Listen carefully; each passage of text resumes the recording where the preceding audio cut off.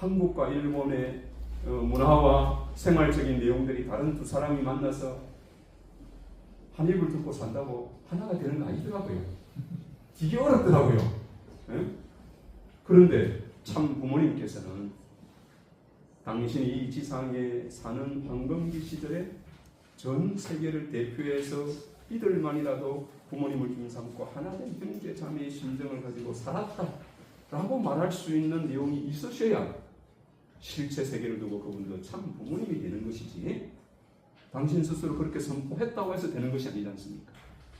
그럼 부모님을 중삼고 우리가 한 형제 자매와 어떤 심정 세계를 이루어셔야 되는데, 저는 요즘 철학을 들이다 보니까 철학에서 그런 것이 이루어지고 있다고 하는 그런 생각이 많이 들었습니다. 저는 솔직하게 고백하기를, 여기는 아프리카에 오신 분 없죠, 그죠? 저는 아프리카 그분들을 가까이 하기에는 조금 부담스러웠어요. 예를 들면 우리가 수련 받는데, 당신은 저 아프리카 사람하고 같이 자세요. 한참 생각하고 고민했을 것 같아요, 옛날에는. 근데 요즘은 아프리카에 온 베냉 친구들이 와서 찬양을 막 하고 줌으로 아프리카에서 같이 철화를 드리는데, 이분들이 무슨 냄비 뚜껑을 가지고 막 흔들리면서 그렇게 그냥 재미나게 이렇게 열정을 다해서 하는 그분들의 모습을 보니까 와, 너무너무 즐겁고 기쁘고 그분들하고 같이 하고 싶은 마음도 들고 그런 마음이 많이 생기더라고요. 제 마음이 이런 것처럼 오늘 아마 식구님들도 그런 마음들을 많이 느끼게 될 텐데, 이 줌이라고 하는 철학의 세계에서는 우리가 하나 되어가고 있다고 하는 이런 생각이 저만의 생각입니까? 저만의 느낌입니까? 네? 네. 정말 거기 아프리카에 있는 2세들도 나와가지고 저들도 다르지 않는 우리의 2세 자녀들이라고 하는 느낌이 드니까 아프리카가 안 멀더라고요. 저기 남미가 안 멀더라고요. 그런 마음이 많이 들었습니다. 그래서 어머님께서 이 철화는 천일국 시대의 정성 문화다, 새로운 정성 문화다, 그렇게 정의를 하셨는데, 그처럼 참 부모님을 주님 삼고 하나된 우리의 모습을 저는 철화라고 하는 그 안에서 발견되는 걸 보고 하나의 전통이라고 하는 것이 이 자리를 통해서 세워지고 있구나 라고 저는 생각이 들었습니다. 그리고 세 번째는 하나의 밤길을 말씀하셨습니다. 하나의 밤길. 우리가 부모님을 힘삼고 함께 산다고 하는 것은 그 부모님이라는 존재가 영원하신 부모니까 우리는 그 부모를 닮아가는 자식이 되어야 되는 것이죠. 그렇지 않습니까? 그래서 우리가 신앙을 하고 축복 과정으로 살아가는 이유와 목적이 있으면 그것은 틀림없이 부모님을 닮고자 하는 데 있습니다. 맞습니까? 우리가 잘 되려고 돋보이려고 이렇게 들어온 길이 아니고, 그것을 자녀들에게 상속해 주고자 하는 것이 아니라 자녀들에게 내가 가는 길에 이유가 있다고 하면 그것을 유일하게 말하고 싶은 하나의 목적이 있으면 참 부모님을 닮고자 하는 데 있다. 이것을 저도 부족하지만 그 길을 열심히 가고 있다고 하는 것이 자녀들에게 보여지길 원하는 것이고, 우리의 자녀들도 너희들도 나처럼 참 부모님을 닮고자 하는 그 길을 가면 좋겠다. 이것을 우리가 말하고 싶은 오늘 우리 통일가가 아닌가라고 생각이 들고, 우리가 그런 공동체가 되었을 때 하늘 부모님 말씀처럼 우리가 같이 살 수 있는 이런 세계를 우리가 만들어갈 수 있다고 저는 생각이 듭니다.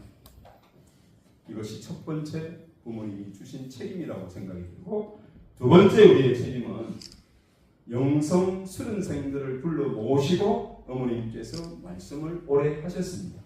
너희들은 이곳에 와서 어떻게 해야 되는지 이제 경험해서 알았지. 그러면 너희들이 이제 너희들 나라에 가서 너희와 같이 퓨어워터가 될 수 있는 많은 사람을 전도해라. 이렇게 말씀하셨습니다. 우리 2세, 3세들에게 너희들과 같은 젊은이들을 전도하라고 부모님 말씀하셨던 것입니다. 작년에 우리에게 데스벨 성령을 주시면서 어머님께서는 의인을 찾으라 그러셨는데, 우리가 한편으로는 의인은 재력을 가진 사람, 권력을 가진 사람, 명성을 가지고 있는 사람, 지위를 가지고 있는 사람, 그들만이 우리의 의인인 줄로 알았는데, 어머님의 이 말씀은 자세히 보면은 그 의인이 누구냐? 의인의 첫 번째 조건은 세상의 본이 되는 사람, 두 번째 조건은 하늘과 가까운 사람. 이렇게 부모님은 정의하셨고, 그렇게 살아온 참 부모님 입장에서 의인은 천보 가정, 축복 가정이다. 이렇게 여기 말씀하고 있습니다. 그렇기 때문에 오늘 이 말씀의 기준을 가지고 의인을 찾으라고 하는 것은 퓨어워터들에게 주셨던 말씀처럼 너희와 같이 축복을 받아서 하늘 부모님을 모시고 그 뜻을 위해서 사는 의인을 전도해요. 그 말씀입니다. 그러니까 나처럼 하늘 부모님께 축복받고 싶다고 쫓아오는 그런 사람을 전도해라. 이것이 저는 어머님께서 우리에게 당부하셨던 말씀이라고 생각이 듭니다. 오늘 우리 대교장님이 물고기 이야기했는데, 네? 가두어서 있는 물고기도 있는 거예요. 네? 그 물고기에 부모님을 잘 소개하고 나가 살아온 삶을 잘 간증해서 나를 드러내야 됩니다. 나는 아닌 것처럼 이야기하는 것이 아니라 이제 자랑스럽게 나는 축복 가정이요, 부모님을 짐삼고 태어난 퓨어워터라고 하는 것을 자랑스럽게 말할 때에 그들도 우리와처럼 축복을 받고 싶어 하는 것이지, 나를 드러내지 않고 다른 걸 소개해가지고 축복 받을까요? 축복 받을까요? 우리가 주는 단물 있으면 단물 빼먹고 말지, 우리와 같은 축복을 받으려고 하지 않습니다. 내가 나를 자랑스럽게 드러내고, 그럴 때 우리 교회를 자랑스럽게 드러낼 때, 우리의 참부모님을 자랑스럽게 우리가 드러낼 때 나처럼 되고 싶죠. 우리는 그것을 지금부터 저는 해야 된다고 생각합니다. 그런 길을 우리 마산교회 식구님들도 가시고 함께 합심해서 이루어가시면 좋겠다는 생각이 듭니다. 부모님께서 원단 때 하셨던 말씀, 참 부모님의 책임은 이 땅에 축복 가정을 많이 탄생시키는 것이고, 이것이 참 부모님의 책임이라고 했습니다. 참 부모님의 책임이 이 땅에 축복 가정을 많이 탄생시키는 것이고, 그로 인해 가지고 퓨어워터가 한 방울의 물이 되어서 강을 이루고 바다로 흘러가면 우리의 미래는 영광스럽게 빛날 것이다. 하나님의 복기 섭리라고 하는 하나님의 섭리는 반드시 한 점으로부터 시작해서 전 세계로 확장되는 것이지 덩어리로 이루어진 적이 없습니다. 그 출발은 언제나 한 명, 한 가정으로부터 출발했다는 사실을 우리가 기억하고, 나 하나로부터 하늘 부모님의 섭리, 내 가정으로부터 하늘 부모님의 섭리는 출발된다. 다른 데서부터 출발되는 것이 아니에요.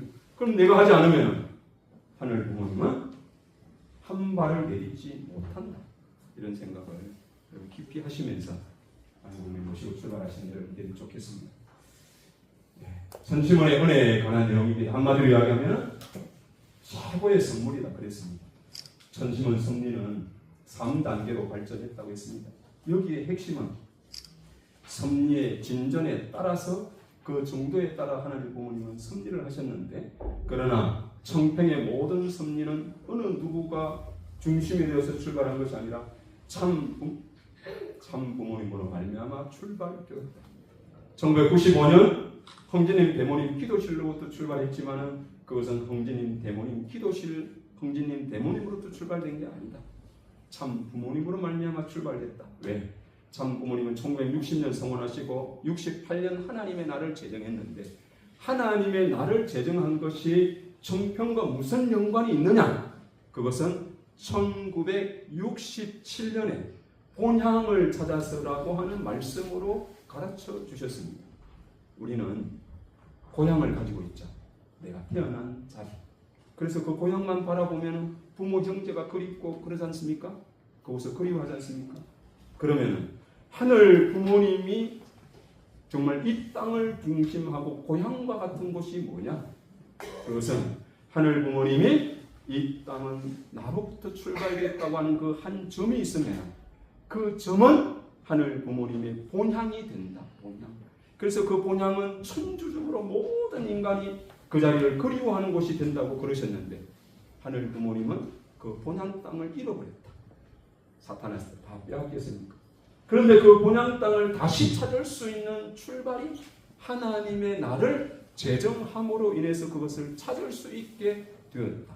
이것을 67년 본향을 찾아서라고 하는 말씀으로 가르쳐 주셨고 참 부모님께서는 그 본향을 찾기 위해서 전국을 다니면서 찾아진 곳이 청평이다.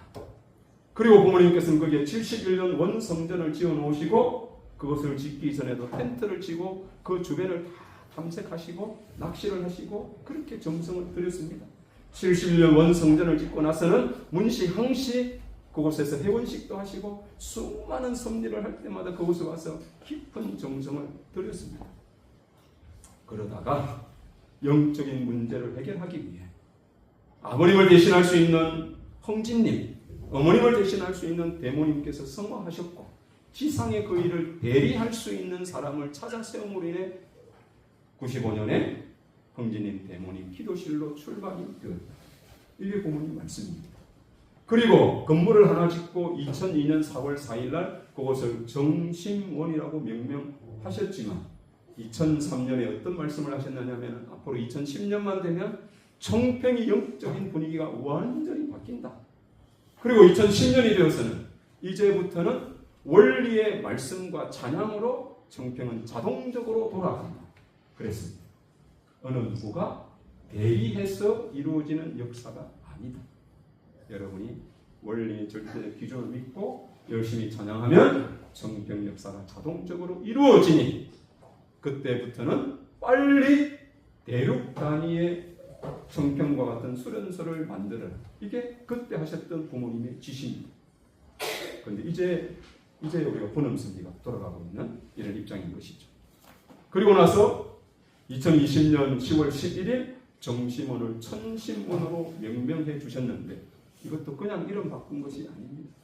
아버님 효진님 성화하시고 어머님께서도 지상에서 신효정성과 2020년까지 뜻을 이루시고 지상에 있는 우리도 천부의 사명을 다하기 위해서 몸부림쳤고 지상에 이기성 원장님이 100회만의 철야의 정성을 드린 터 위에 바꿔주셨고 그 축복을 하시기를 천심원은 앞으로 퓨어워터 순수하고 순결된 하늘의 심정과 통할 수 있는 자녀들을 인재들을 양성하는 곳이다 그러셨습니다.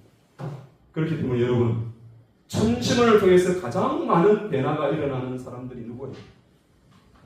네? 우리의 2세, 3세 자녀들. 이 아이들이 부모님을 부정하고 뜻이고 뭐고 몰랐던 아이들이 그곳